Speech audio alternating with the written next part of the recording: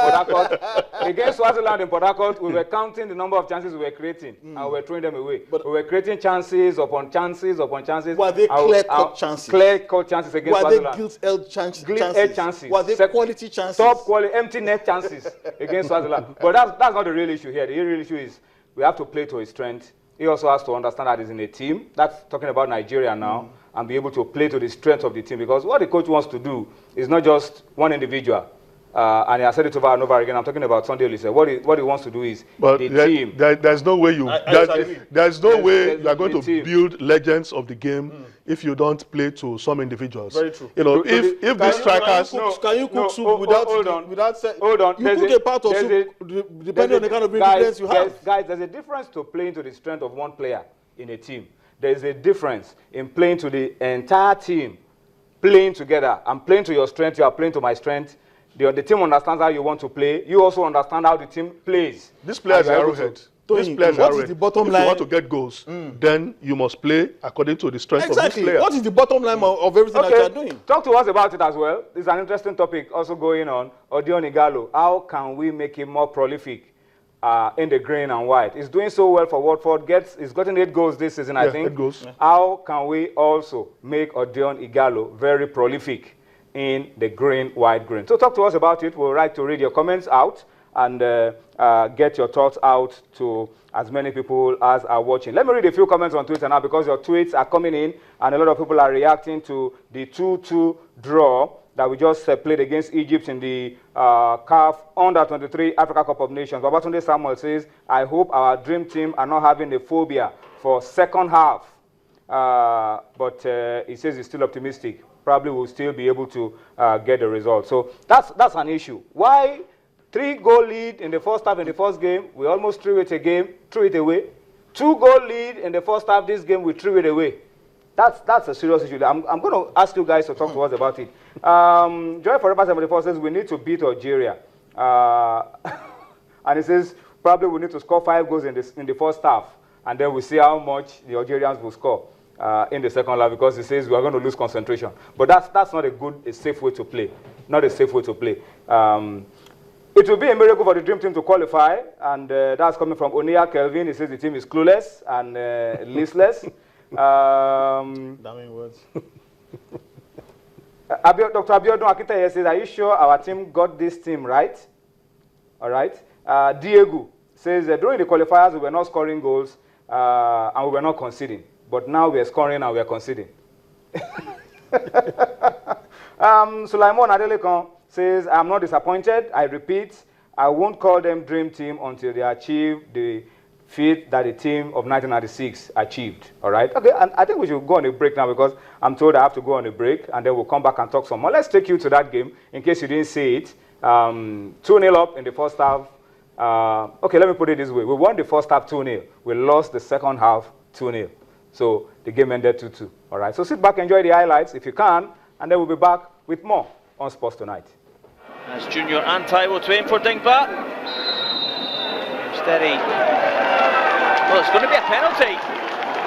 Finds the arm of the captain, Rami Rabia. That hit Rami Rabia's knee. Well, the Egypt captain's been hard done by. And the table makes it 1-0. Awad, ever so unlucky, got a hand to it. Gets it into the inside side netting, into the bottom corner.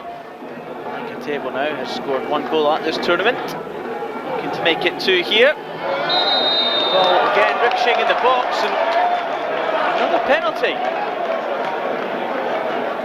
This one was genuinely a handball. The table sends him the wrong way, finds the same corner.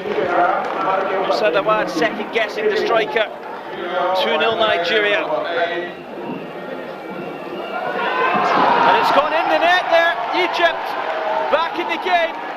An explosive start to this second half. The cross coming in and a fantastic header by Sobi. Looking to open things up, and the flag stayed down this time. A real chance for Karim.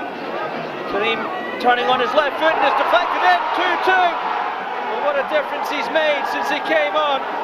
6 minutes gone of this second half. In Egypt are back on level terms. Fati.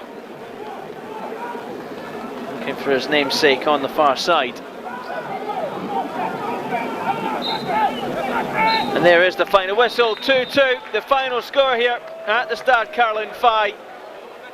Nigeria and Egypt, both with a chance of making it into the semi-finals of the Under-23 AFCON. Although for Nigeria, you can understand the disappointment. That really should have been their progress guaranteed already. Mohamed Usman had a chance with his left foot that hit the post. The second half really belonged to Egypt, who were exhausted after their efforts. Tebu breaks the penalties, cancelled out by the header of Ramadan Sobi. And the own goal in the end of Amafuele Chizoba, thanks though to the substitute Karim, who jinked in and out and caused the danger in the first place. So 2-2, the final score here. All right, so that was the highlights of that game. 2-2 at the end of 90 minutes. But guys, now let's talk about, let's look at it objectively. Now, so let me start with you. Onye said this on Monday, that Egypt team would beat us. Probably looking at the pedigree of this Egyptian side, the fact that they have 6 full Egyptian internationals in this team, he said they were going to beat us. So I'm wondering why Onye is disappointed that we played the draw. Only Onye can answer that question. But this was a very difficult game for the team. And I think, I may be wrong, I think this is going to be the toughest test that this team will play in this tournament. I don't expect that Algeria will be as difficult. Not if you play Senegal. No, I mean in our group. In our group. But so far, after 2 games like this, I can guarantee you that I'm not watching the 3rd game, because I don't think... You don't want to die? Somebody here said, okay, Ajadola Dimeji says he's not watching anymore. Yeah, because he's too young. He says he's too young. So am I. A friend of mine told me that he nearly lost his life in the 1st game. I'm not sure. I haven't called me here to be sure that he's still alive. Because I can, no one should be allowed to suffer. No, but what can you pick out of the fact that we just played easily what a lot of people feel will be our most difficult game in this competition? Well, this Egyptian team has been prepared for the past 3 years for a long time. Yeah. So for me, I think on paper, it's an excellent result. In reality, it's a terrible result. On paper, because we played against a team that has been well prepared for the past 3 years, that also contains at least 6 full Egyptian internationals.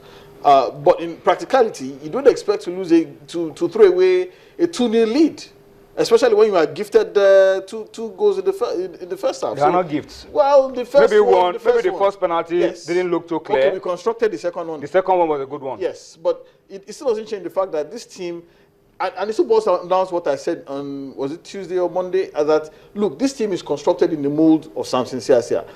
In his playing days, Samson Siasia was great going forward, but he was never renowned for tracking back or doing defensive work. And that is what is wrong with this team. Going forward, they are really good.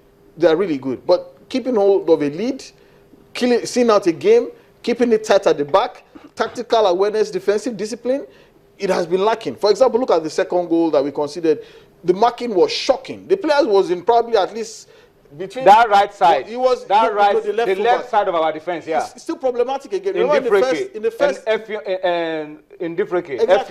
game it was terrible. In the second, you saw how they exploited it and got an equalizer. So I don't know. Maybe there's a lot of gap around that left side. Maybe the player playing right in front of that defender doesn't track back to help him with defensive duties. But the player himself was missing in action. He was moving towards the center to help the central defense. He was, but nobody was there to cover for him. But that's a serious issue, really. Kevin Amata taking us. Okay, since we are talking about this, Onye, what are we going to do about this? This first one wasn't a penalty.